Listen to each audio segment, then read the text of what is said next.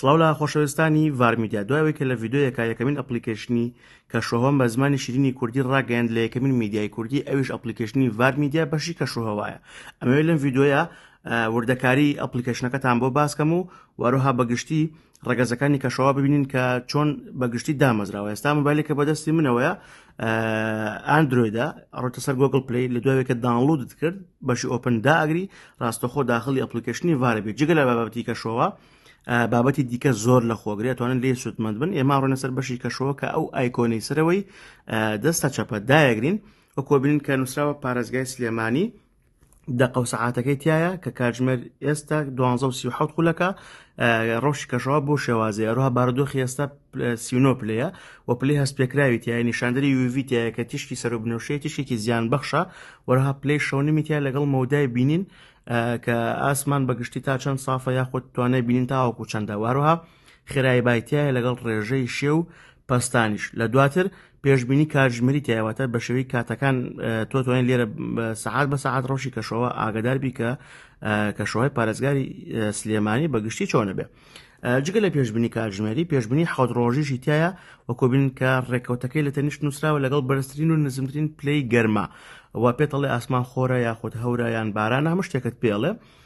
پێشبینی حەوت ڕۆژی تایە و ئەمە بەهێزترین ئەپلیکیشنی کوردیشە و ئەتوانم بڵێم بە شێوەی 80 بۆ 90% پێشبینەکانی دروست دەرەچێت، چونکە بە شێوەیەکی زۆر بەهێز دروستکراوە و ئەزمموی خۆمان تێکەڵ بە ئەپلیکیشنەکە کردووە. بەدەر لە پارێزگای سلێمانی بوون منە ئێمە پارێزگای هەولێر ئەبینین، بە هەمان شێوەی پارێزگای سلێمانی بارودۆخی ئێستا پێڵە کە ئێستا پلەی گەرما 43 پلەیە، نیشاندەری UV واتە پلەی تیشکی سەر و بنەوشەی نۆیە کە پلەیەکی بەرزە، زیانی هەیە بۆ پێست، وەرها مەودای بینین بە هاوشەوەی ئەوەی پارێزگای سلێمانی، پەستان، شێ، ئەمە بەگشتی ڕەگەزەکانی کەشوهەوایە، پێشبینی کاتژمێری و پێشبینی حەوت ڕۆژیش بە هەمان شێوە. ئەگەر بچینە سەر پارێزگای دوهۆک تەماشاکی بکەین بە هەمان شێوە ڕۆژی کەشوهەوای پارێزگای دوهۆکە و هاوشێوەی پارێزگاکانی دیکە.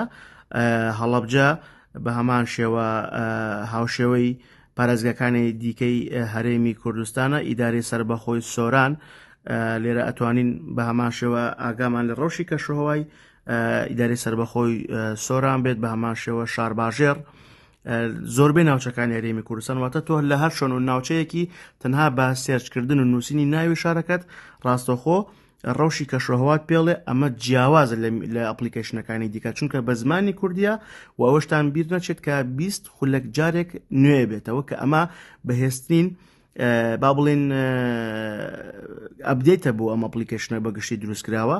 یەکێکە لە ئۆفەرە زۆر باشەکان بۆ بەکارهێنانی ئەپلیکیشنی کەشەوە. بە هەمان شێوە پلەکانی گەرما لێرەدا بەگشتی نووسراوە، پێشبینی کاتژمێری و هەروەها ڕەگەزەکانی کەشوهەواش بەگشتی لێرە تۆمارکراوە. پێشنیارەکەم کە هەر ئێستا ئەپلیکیشنی ڤارمیدیا دابەزێنی بۆ هەردوو سیستەمی ئەندرۆید و iOS، بەردەستە تەنها بە نووسینی ڤارمیدیا بەلاتینی، ڕاستەخۆ ئەپلیکیشنەکەت بۆ ئەهێنێ و داونلۆدی بکە و بەکاری بێنە. هەر شاد بن.